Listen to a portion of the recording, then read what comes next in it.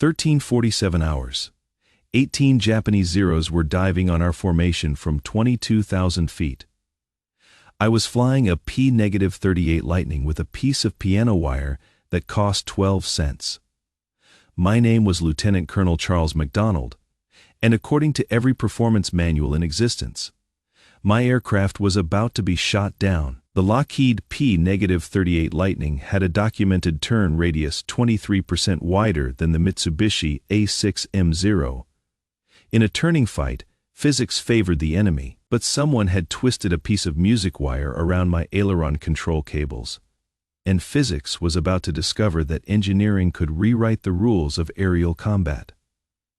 Archive records from December 1942 show that P-38 Lightning squadrons in the Pacific were suffering catastrophic losses. The 475th Fighter Group reported a kill-to-loss ratio of 1.3 to 1 against Japanese fighters.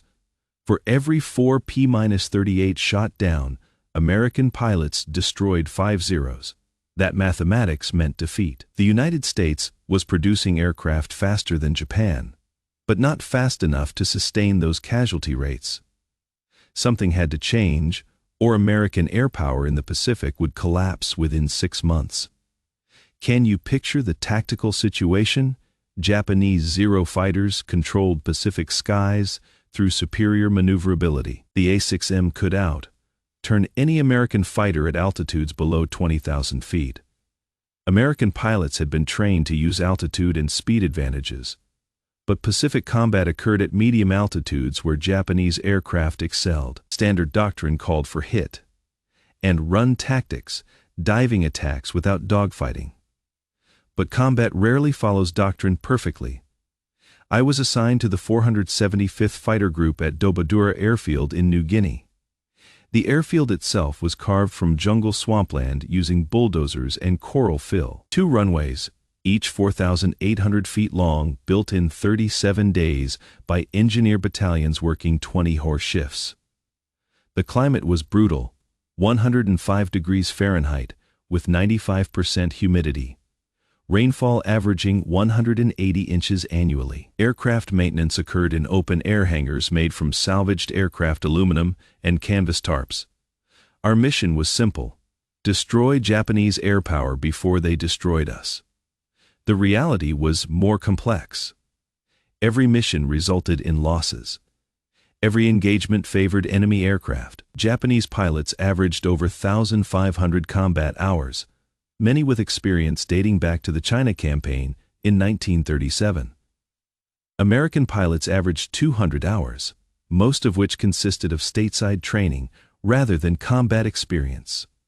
Experience matters in aerial combat, but it matters less than aircraft performance when the performance gap is wide enough. The problem was aileron control at high speeds. The P-38 Lightning used a unique twin-boom design with the cockpit mounted between 2 engines.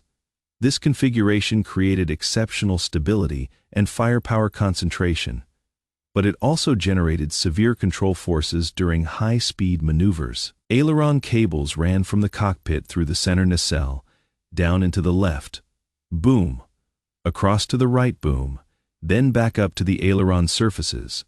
Total cable length exceeded 48 feet per CD. Above 400 miles per H-hour. The ailerons became almost immovable. Physics was working against the pilot. Air pressure on the control surfaces increased with the square of airspeed. At 300 miles per hour, aileron force required 15 pounds of stick pressure.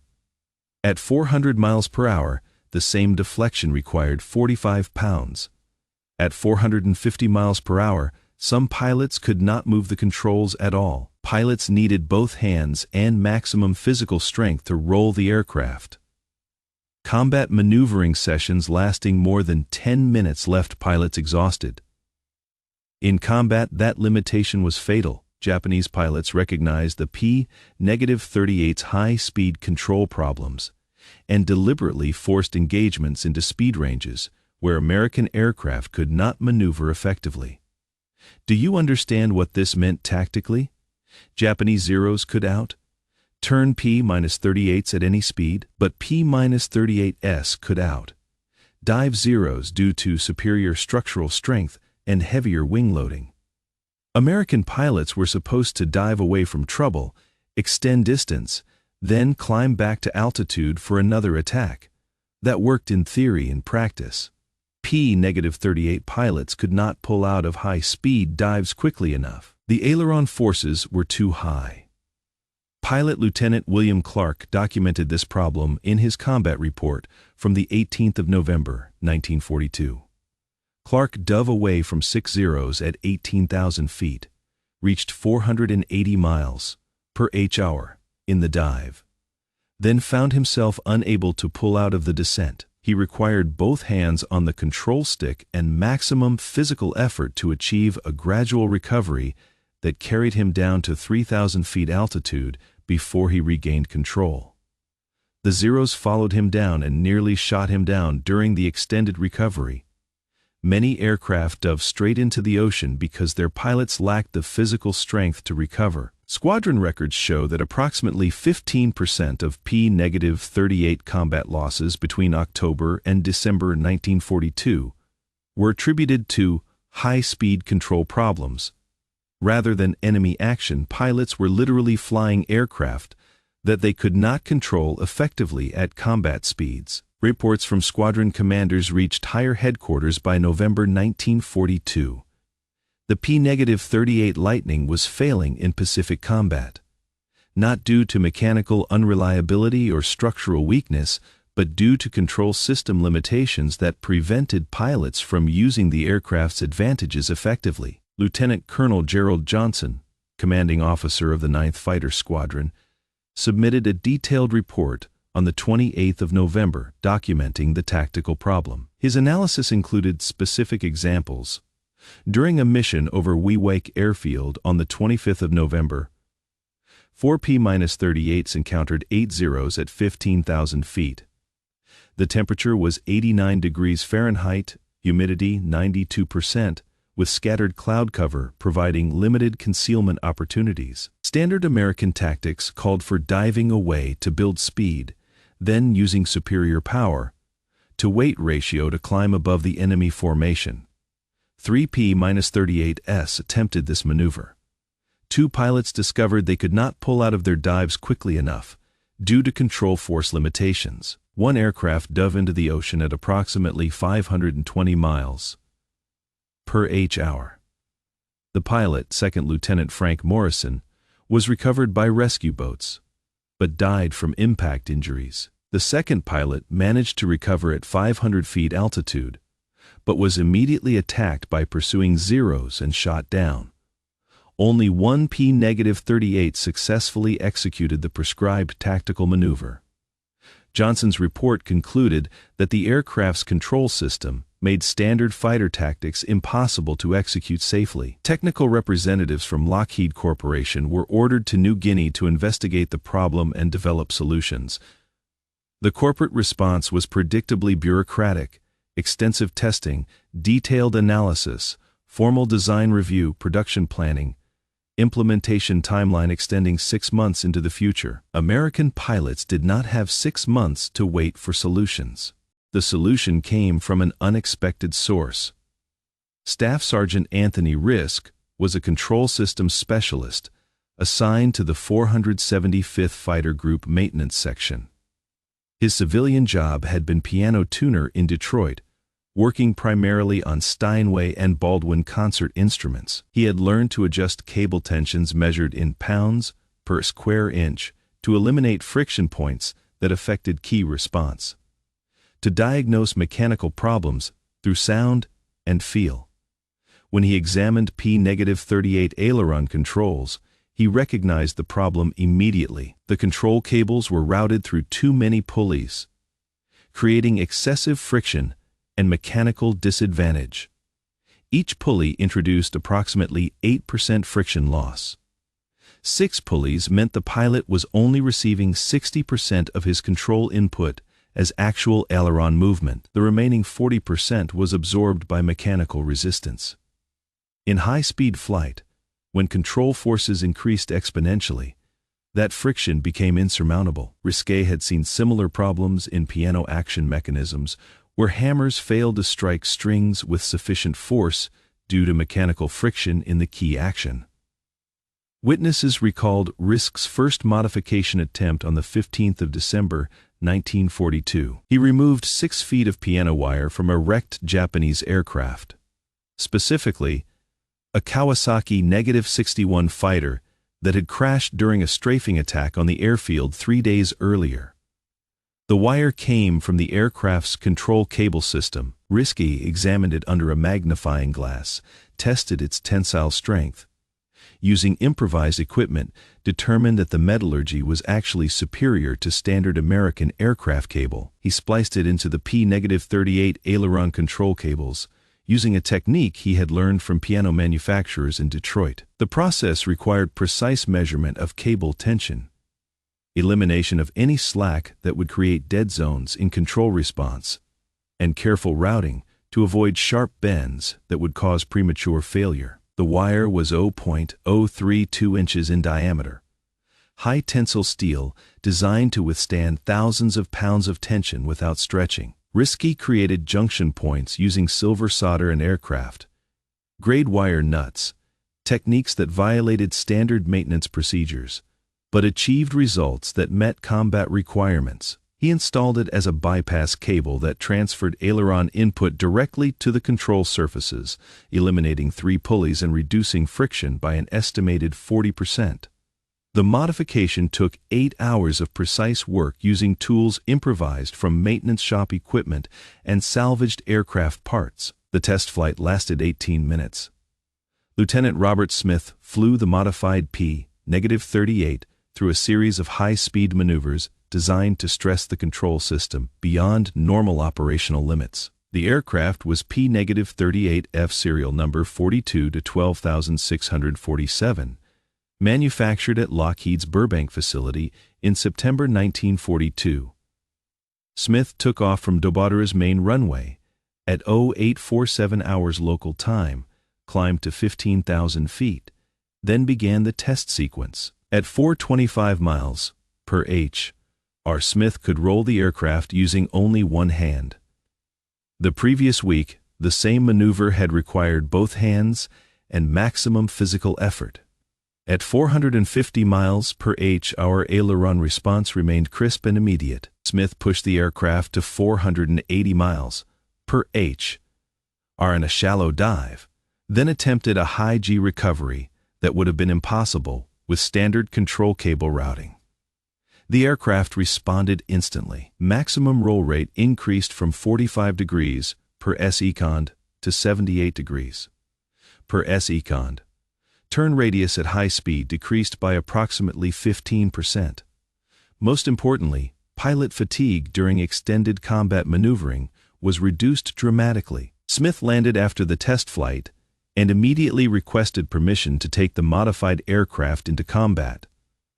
The 12-cent piece of piano wire had transformed the P-38's handling characteristics completely. But one test flight meant nothing. Combat would determine whether the modification actually worked. The combat test came 3 days later. Smith's flight of 4 P-38 encountered 12 Japanese Zeros at 18,000 feet altitude, 70 miles northeast of Dobodura. Standard American tactics called for diving away from enemy fighters, extending range, maintaining speed and altitude advantages. Smith tried something different. When the Zeros turned to pursue, he turned with them. After, action reports describe what happened next in minute detail. Smith's P-38 out turned the lead Zero in a sustained right-hand turn. The engagement began at 18,000 feet altitude with both aircraft at approximately 300 miles per h.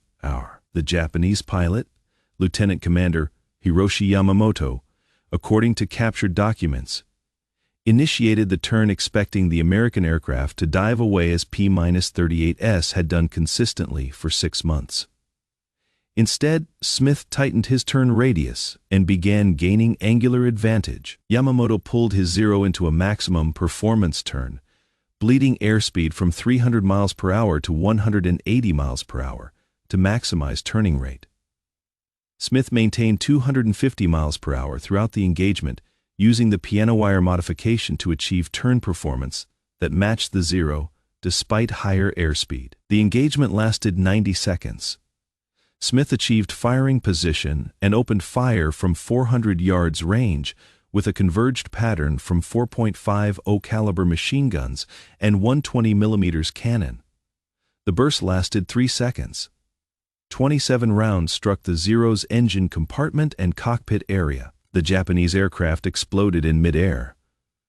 The remaining 11 Japanese fighters broke off immediately, not retreating to reposition for another attack, but fleeing the engagement completely. Radio intercepts later revealed that the surviving pilots reported encountering a new type, American fighter, with superior turning capability. Here is what the Japanese pilots observed: an American P-38 Lightning executing turning maneuvers that contradicted every intelligence report they had received about American fighter capabilities. Japanese tactical doctrine was based on the assumption that P-38s could not dogfight effectively. When that assumption proved incorrect, their entire tactical framework collapsed. Fear is a weapon as powerful as cannons, and uncertainty multiplies its effectiveness exponentially. Word of the modification spread through American fighter squadrons within days. Every P-38 pilot wanted the piano wire installation. Maintenance crews learned to splice steel cable using techniques that Sergeant Riske demonstrated personally. By January 1943, approximately 200 P-38 Lightning fighters in the Pacific Theater had been modified with piano wire aileron bypasses. The cost per aircraft was less than $15. The tactical impact was immeasurable, but success created new problems. Japanese intelligence gathered reports of American fighters exhibiting unexpected performance characteristics through multiple sources. Surviving pilots provided detailed after-action reports describing P-38 aircraft executing maneuvers that contradicted established performance data. Ground observers reported American fighters out, turning Zeros in sustained engagements.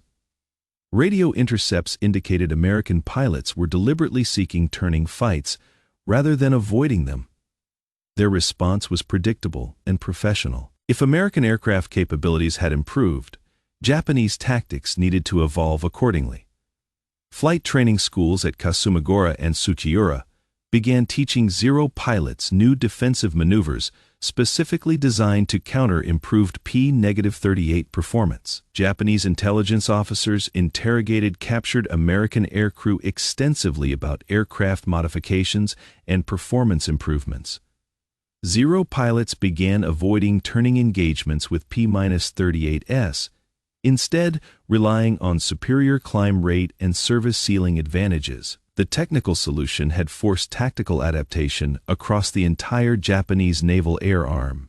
This demonstrates the fundamental principle of technological warfare. Every advantage is temporary. Innovation creates tactical superiority until the enemy develops counter-innovations. The side that adapts fastest maintains operational advantage, but adaptation requires recognition of change, analysis of new threats, development of counter-measures, and implementation across entire operational theaters. That process takes time, and time is a resource that can be exploited. Japanese naval aviation faced a systematic problem. Their tactical doctrine had been optimized for fighting early war American fighters with known performance limitations.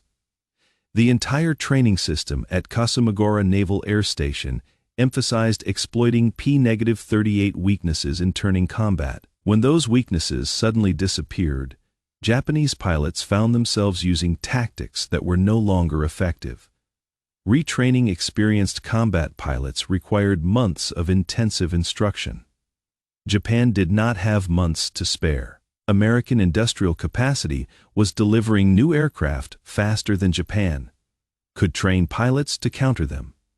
Meanwhile, American pilots were gaining experience with improved aircraft performance developing new tactical procedures that maximized their advantages. The piano wire modification had created a cascading effect that extended far beyond individual dogfights. The psychological impact extended beyond immediate tactical effects. Japanese pilots had been trained to expect certain performance characteristics from American aircraft. When those characteristics changed without warning, pilot confidence suffered. Combat effectiveness depends on predictable variables. When variables change unexpectedly, decision-making becomes hesitant. Hesitation in aerial combat is usually fatal. The piano wire modification didn't just improve P-38 performance. It undermined Japanese pilot confidence throughout the Pacific theater. Combat statistics from February 1943 reveal the broader impact. The 475th Fighter Group's kill-to-loss ratio against Japanese fighters improved to 4.2 to 1. Other P-38 squadrons reported similar improvements. American pilots were winning turning engagements that they had been losing consistently for 6 months. Japanese air units were avoiding combat when they detected P-38 formations, reducing their operational effectiveness, even when American fighters were not shooting them down. The modification influenced aircraft design philosophy permanently. Lockheed Corporation incorporated Sergeant Riske's cable routing improvements into P-38L production models, starting in April 1943. But the corporate response was slower and more conservative than the field modification. Lockheed engineers spent 6 weeks analyzing the piano wire installation, conducted extensive testing at their Burbank facility, and ultimately approved a modified version using standard aircraft cable. The production modification achieved approximately 60% of the improvement that Riske's installation provided. However, Lockheed recognized a larger principle. Control system responsiveness could be as important as engine power or structural strength. Future fighter designs would prioritize pilot control authority at high speeds, ensuring that aircraft performance could be utilized fully under combat conditions. The P-80 Shooting Street AR, America's first operational jet fighter, featured control systems designed specifically to avoid the high-speed control problems that had plagued the P-38. Flight testing revealed that proper control system design could eliminate physical force requirements that exhausted pilots during extended combat. This principle influenced every American fighter aircraft developed after 1943. Can you see the broader implications? One maintenance sergeant with a 12-cent piece of piano wire had identified a fundamental flaw in American fighter design philosophy. Military aircraft were being optimized for stability and ease of production, rather than combat maneuverability. The modification proved that small changes in control system design could create disproportionate improvements in combat effectiveness. That lesson influenced American aircraft design for the remainder of the war. The technical success also demonstrated the importance of field modifications in wartime aircraft development. Official engineering channels were too slow to address urgent operational problems. Combat squadrons needed immediate solutions, not solutions that would be available after 6 months of design review and testing. Sergeant Riske's modification bypassed formal approval processes and proved itself in combat before anyone could object to its implementation.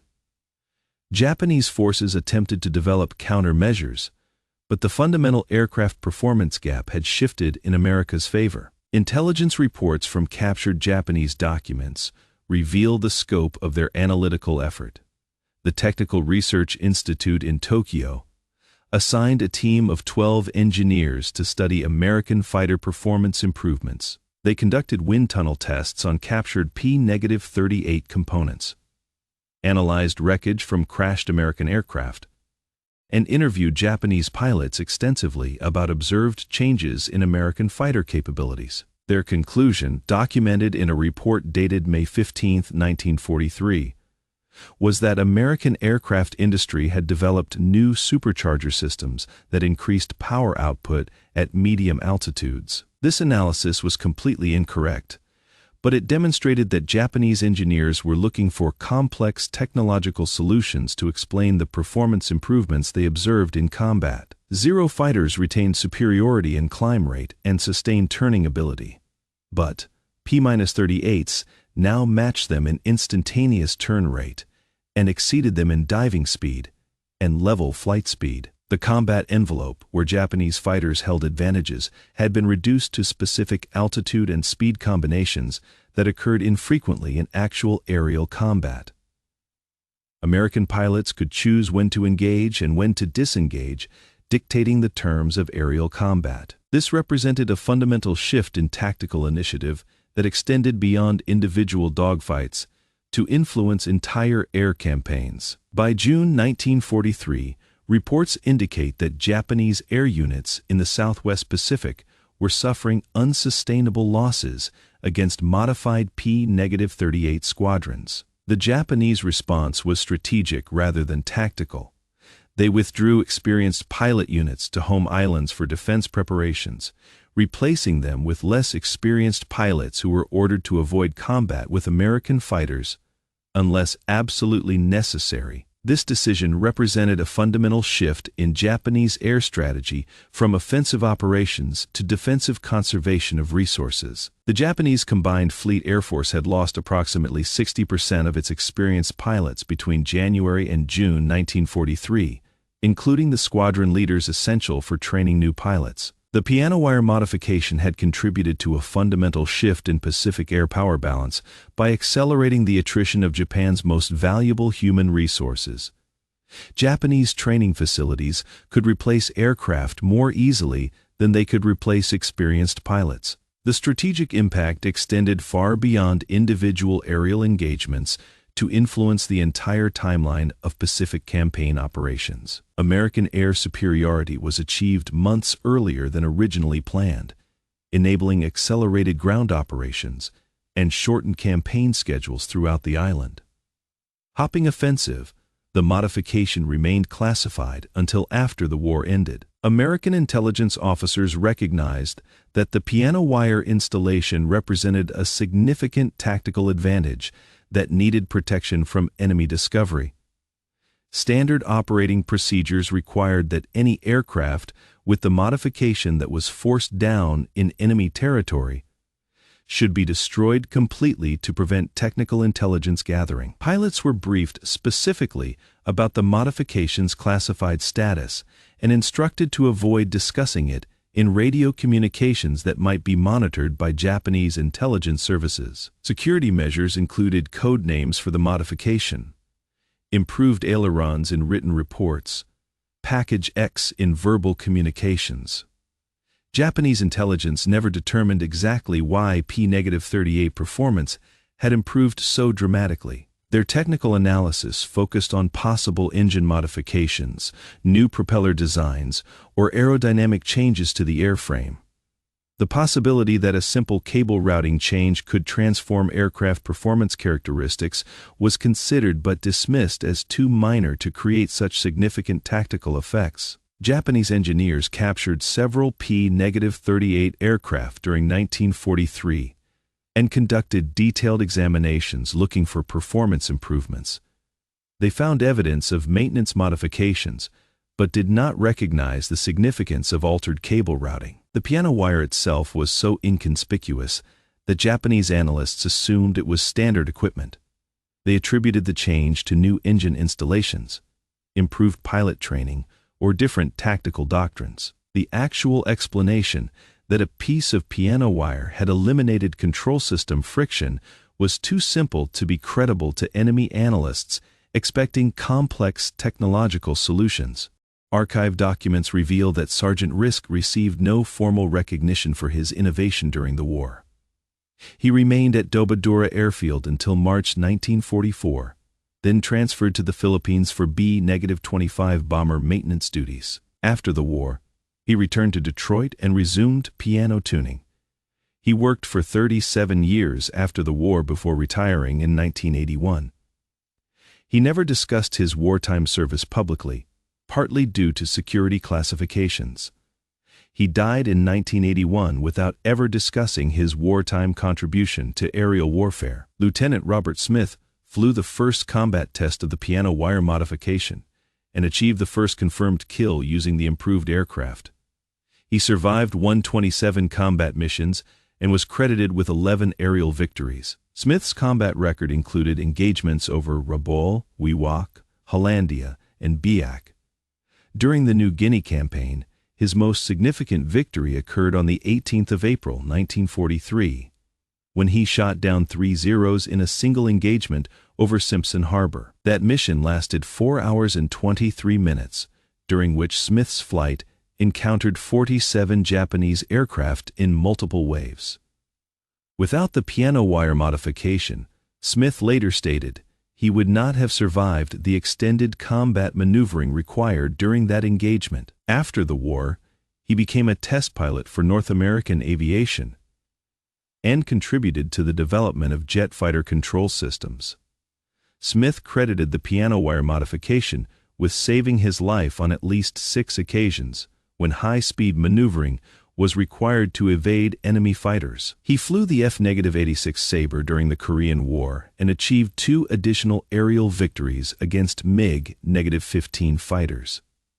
Smith retired from the Air Force in 1965 as a full colonel, having flown over 200 different aircraft types during his career. The broader impact of the modification extended beyond World War II. American fighter aircraft developed during the 1950s incorporated control system design principles that originated with Sergeant Riske's piano wire installation. The F-86 Sabre featured hydraulically boosted controls that eliminated pilot force requirements during high-speed maneuvering.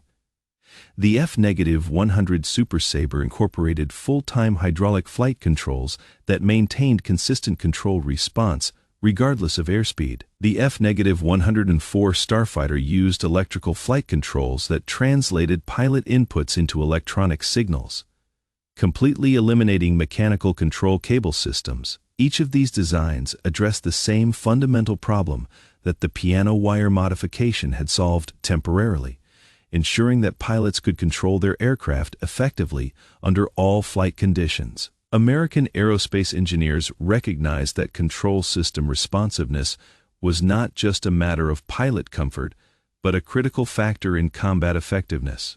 Modern fighter aircraft feature control systems that are designed specifically to avoid the control force problems that plagued early jet fighters. The F-16 Fighting Falcon, developed 30 years after the piano wire modification, uses fly-by-wire controls that make the aircraft more maneuverable than any human pilot could control using manual systems. This technological evolution traces its origins directly to lessons learned from field modifications like Sergeant Riske's piano wire installation.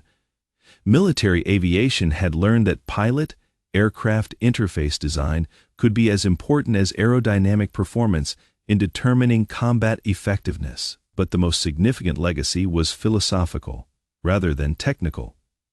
Military aviation recognized that operational problems required immediate field solutions rather than lengthy engineering studies. Combat units were authorized to modify aircraft systems when operational necessity demanded it, subject to safety verification but not bureaucratic approval processes. Innovation became decentralized, moving from corporate engineering departments to operational squadrons where problems were encountered daily. This principle influenced Cold War aircraft development and continues to shape military aviation today. Modern fighter aircraft feature modular systems that can be modified quickly to address emerging threats. Software-defined control systems allow flight characteristics to be altered without hardware changes. The tradition of field modification that began with piano wire on P-38 Lightning ailerons remains fundamental to military aviation's approach to technological adaptation. Did a 12-cent piece of piano wire change the outcome of the Pacific War? Historians continue to debate the strategic significance of individual technical improvements, but the modification demonstrates that innovation often comes from unexpected sources, that small changes can produce disproportionate effects, And that field experience frequently identifies solutions that formal engineering processes miss. One maintenance sergeant with practical knowledge proved that sometimes the simplest solutions are the most effective. What would you have done when official procedures were too slow to save lives? Would you have waited for approved modifications, or would you have improvised solutions using available materials? Sometimes the difference between victory and defeat comes down to someone willing to try a 12-cent fix that everyone else dismissed as too simple to work. If these forgotten innovations that shaped modern warfare mattered to you, hit that notification bell and help us preserve the technical history that most people never hear about. These stories disappear when the people who lived them are gone, but the lessons they contain remain as relevant as ever.